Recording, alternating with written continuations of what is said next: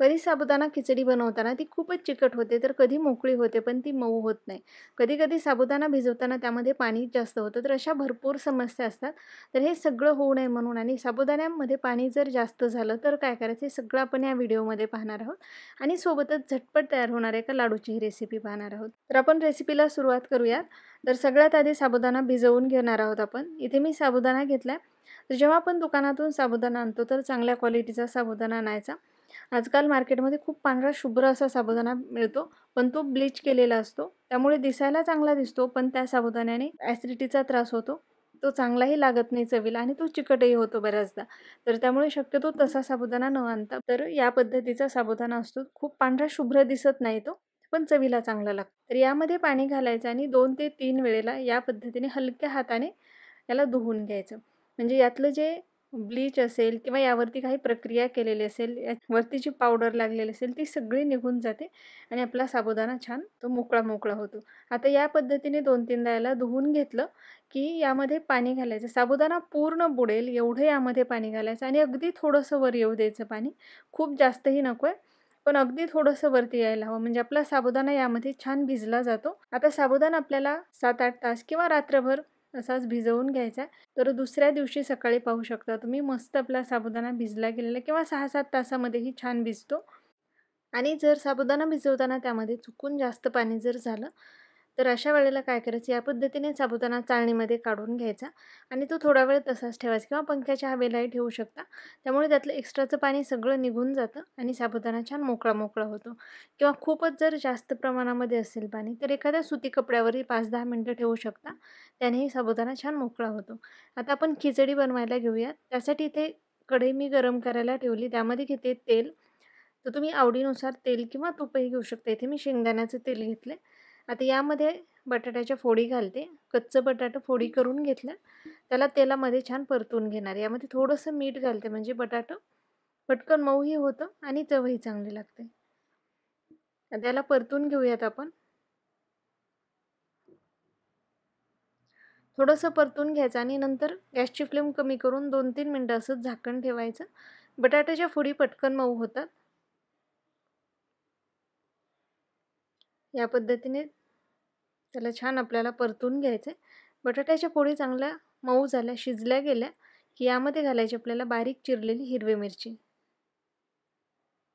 त्या फोडी छान मऊ झालेल्या आहेत. हिरवी मिरची घालून पुन्हा याला परतून घ्यायचे. इथे मी तुकडे करून घेतले. तुम्ही मिक्सरमध्ये बारीक करूनही घेऊ शकता. यासोबतच मी इथे थोडे शेंगदाणे घातलेत. भाजून घेतलेले शेंगदाणे आहेत. शेंगदाणे घालणं ऑप्शनल आहे, पण साबुदाण्याच्या खिचडीमध्ये छान लागतात. शेंगदाणे घालून 2 मिनिटं परतून झालं, की भिजवून घेतलेला साबुदाणा घालायचा आपल्याला यामध्ये आणि साबुदाणा कढईमध्ये घालण्याच्या पूर्वी त्याला हाताने मोकळं करून घ्यायचं आणि मग घालायचं. यामध्ये घातलेले मी मीठ घालून याला मिक्स करून घेते. आणि आता यामध्ये मी शेंगदाण्याचं कूट घालणार आहे. तर शेंगदाणे छान खमंग भाजून घ्यायचे, त्याला थंड करायचं आणि या पद्धतीने जाडसर आपल्याला कूट त्याचं तयार करून घ्यायचं आहे. तर त्याचं जे प्रमाण आहे तुम्ही आवडीनुसार कमी जास्तही करू शकता. बऱ्याच जणांना खूप कमी कूट असलेला साबुदाणा आवडतो, तर बऱ्याच जणांना जास्त कुटाचाही आवडतो.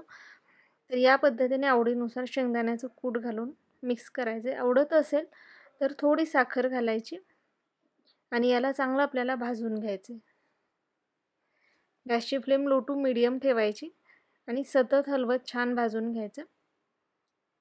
जेवढा चांगला भाजला जाईल साबुदाणा तेवढा चवीलाही छान लागतो आणि मऊ देखील होतो. फक्त जी कढई आहे ती आपल्याला जाड घ्यायची म्हणजे तो छान भाजला जातो. आता चांगला भाजला गेला की गॅसची फ्लेम कमी करायची. यावर झाकण ठेवून 2-3 मिनिटं याला एक वाफ काढून घ्यायची. 2-3 मिनिटानंतर झाकण काढायचं. तर बघू शकता मस्त आपला साबुदाणा तयार झालेला आहे. मोकळाही झालेला आहे आणि मऊ देखील आहे आणि सगळ्यात महत्त्वाचं म्हणजे तो व्यवस्थित भाजलेलाही आहे. आवडत असेल तर यामध्ये तुम्ही वरतून थोडासा लिंबाचा रस घालू शकता किंवा दही तर आपण घेतोच साबुदाणाची खिचडी खाताना. तर मस्त झालेला आहे. तर आपण काढून घेऊयात प्लेटमध्ये. तर बघू शकता खूप मस्त अशी आपली साबुदाण्याची खिचडी तयार झालेली आहे. आता यासोबत खाण्यासाठी आपण झटपट लाडू बनवणार आहोत. त्यासाठी इथे मी शेंगदाणे घेतले. छान भाजून घ्यायचे खमंग. त्याला थंड होऊ द्यायचं आणि मग याला मिक्सरच्या भांड्यामध्ये घ्यायचं. 1 वाटी शेंगदाणे असतील तर यामध्ये अर्धी वाटी एवढा मऊ असणारा गूळ घालायचा. आवडत असेल त्यामध्ये वेलची पूड घालायची आणि याला मिक्सरमध्ये आपल्याला बारीक करून घ्यायचं आहे.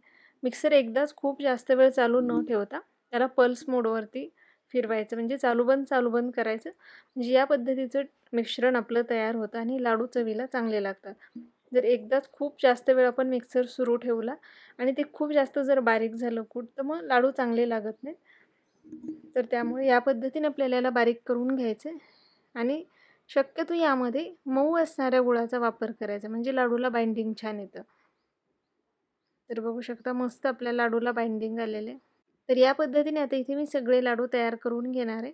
तर बघू शकता खूप मस्त असे आपले लाडूही तयार झालेले आहेत. बाइंडिंग मस्त आले आणि चवीलाही छान झालेले आहेत. जर तुम्हाला हा व्हिडिओ आवडला असेल तर व्हिडिओला नक्की लाईक, शेअर आणि चॅनलला सबस्क्राईब करायला विसरू नका आणि तुमच्या कमेंट्स नक्की कळवा.